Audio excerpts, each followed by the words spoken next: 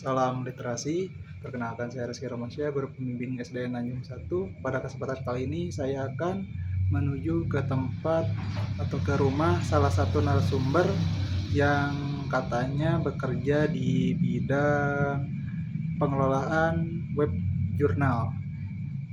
Saya akan langsung menuju ke lokasi narasumber. Salam literasi. Pada kesempatan kali ini saya sudah bersama dengan narasumber yang akan diwawancarai pada kesempatan kali ini. Mungkin bisa perkenalan dulu.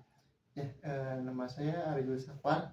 Pekerjaan saya sebagai admin web jurnal di salah satu universitas swasta di Bandung. Oke, jadi ini Kang Ari atau Ari ya, bekerja sebagai staf web jurnal di salah satu kampus swasta di Kota Bandung. Kang Ari, ini teh ada beberapa pertanyaan yang akan saya tanyakan ke Kang Ari ya. Yang pertama, Kang Ari sudah dari kapan atau sejak kapan mulai bekerja sebagai staf jurnal di salah satu kampus ini? Pertama masuk itu tahun 2019, pertengahan 2019. Pertengahan 2019. bulan Tapi apa Juni lah. Juni. Tapi apakah sebelum masuk ke pekerjaan ini, apakah Kang Ari sudah pernah bekerja sebelumnya di tempat lain atau gimana? Oh, itu belum, aja kuliah lulus langsung kerja di Oh, sana. jadi kuliah di kampus itu, jadi setelah lulus ditarik menjadi staf di situ. Oh, oke. Ya. Kira-kira di sana itu, khususnya di tempat kerjanya itu, Kang Ari itu bertanggung jawabnya di bagian apanya gitu?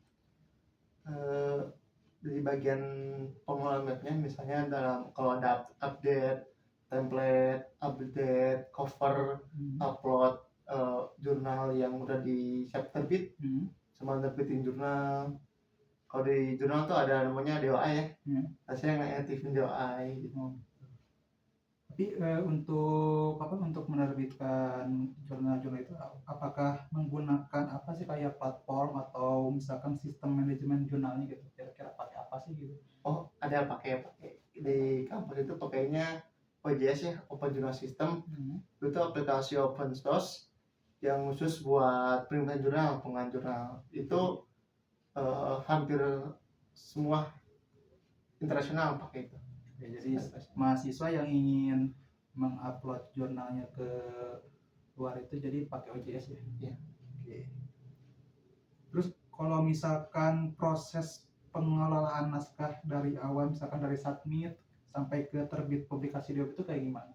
Nah, bentuk awal itu kan si author ya, itu upload file papernya, biasanya bentuk web tuh ke website jurnal kita gitu. Pas masuk nanti dicek sama tim editor, itu scoop jurnalnya tuh, pembahasannya tuh masuk kak sama jurnal yang kita kelola. Nah, kalau masuk nanti di review oleh reviewer, itu layak nggak buat terbit di kita gitu. Kalau layak langsung terbit, kalau enggak ya kita lah Di banyak ada revisi gitu ya? revisi gitu. Kalau revisi kalau tetap jelek juga tetap kita ada kesalahan juga gitu. Terus selama bekerja di bidang ini, apakah misalkan ada tantangan teknis dalam pelaksanaan pengelolaannya nggak? Tantangan kalau kayak misalkan ada masalah atau apa gitu? Nah, ada soalnya kalau JS itu kan open source ya. Nah, jadi kalau open source itu aplikasi yang agak rentan diserang sama hacker gitu. Gitu aja sih. Jadi kita harus ngecek update, terus backup itu rutin gitu aja, jangan sampai lupa kan. Terus tadi kayaknya ini sama sih ya, masih nyambung ya. Kalau web jurnalnya udah terindeks oleh database ilmiah nasional atau internasional nggak? Udah nasional ada, internasional ada, tapi yang bereputasi ada satu, yang internasional tapi tidak bereputasi, yang biasa gitu ada. Nah, kalau di Indonesia namanya Sinta. Oh ya, Sinta ya. Sinta 1, 2, 3, 4 ya. Oke. Terus ada kendala juga nggak dalam misalkan dalam penerbitan agar konsisten, misalkan dari seperti edisi berapa, waktunya berapa, terus jumlah artikelnya harus berapa atau dan lain-lainnya, ada nggak? Oh, ada. Kalau kan ada aturannya ya untuk penerbitan jurnal itu. Kalau di standar nasional itu minimal tuh setahun 2 kali, sama satu terbit itu 5 paper minimal. Nah, untuk menurut kita konsisten terbitnya itu, nah itu ada tantangan sendiri. Misal lama itu, misal dalam proses review misalnya lama tuh, kan reviewer kan biasanya profesor itu kan pada sibuk ya. Nah itu yang agak susah gitu. Gitu ya reviewernya. Ya udah pasti harus bisa lama.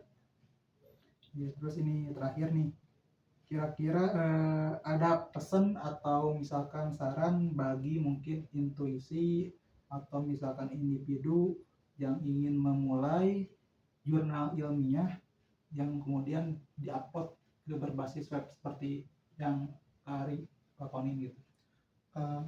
Ini buat bikin jurnal atau upload paper nih? Bisa jurnal atau paper misalnya. Anggaplah jurnal dulu lah, gimana jurnal? Nah, kalau mau bikin jurnal ya, nah itu dari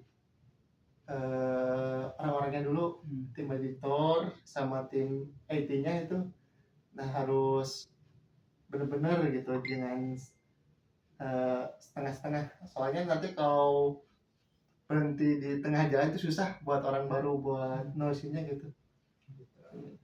Ya harus solid dulu gitu. Oke, siap. Oke, mungkin itu aja Kang Ari lah beberapa pertanyaan yang ingin saya ajukan. Sebelumnya terima kasih karena sudah bisa meluangkan waktu untuk menjawab pertanyaan-pertanyaan seputar pekerjaan yang Kang Ari lakoni. Mungkin sekian sesi wawancara saya bersama Kang Ari. Sekian, wassalamualaikum warahmatullahi wabarakatuh. Salam literasi.